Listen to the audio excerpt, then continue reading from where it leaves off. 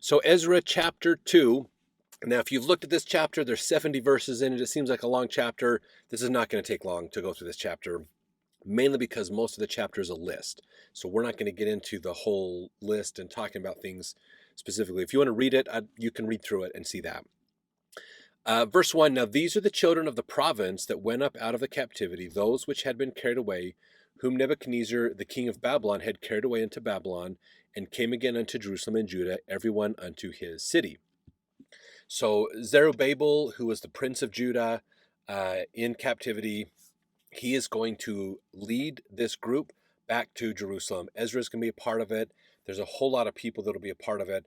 But again, this isn't all the Jews. This is just some of them who feel inspired to go with this group. There's going to be more. It's going to take several decades to get the bulk of the Jews to go back to Jerusalem, basically. So this goes through all of the children of so-and-so and the children of so-and-so, the children of so-and-so.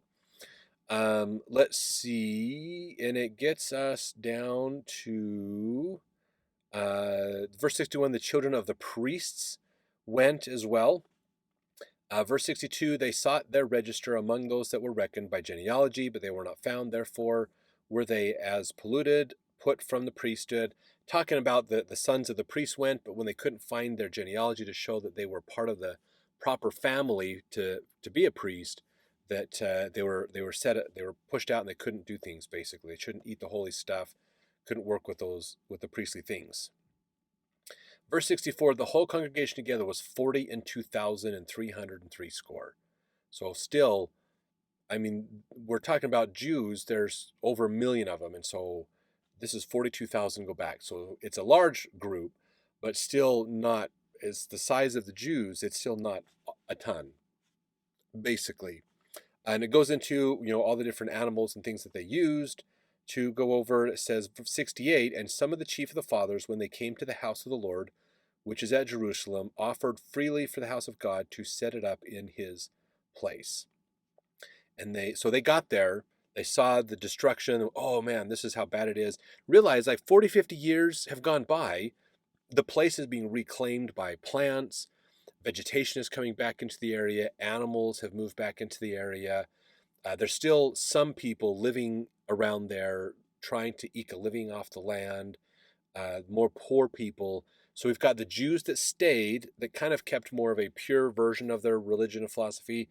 The Jews that went to Babylon that are coming back, that somewhat have a little bit different perspective of what is truth and what is the religion. So there's going to be a bit of a clash that sets up between those two groups as they try to come together and building the temple and restoring the law of Moses and things.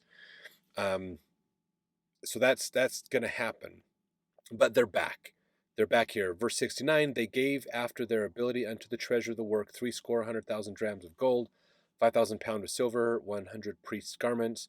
So the priests and Levites and some of the people and the singers and the potters and the Nethinims dwelt in their cities, and all Israel in their cities. So they went to establish their places of living. Now they're getting ready so that they can build the temple.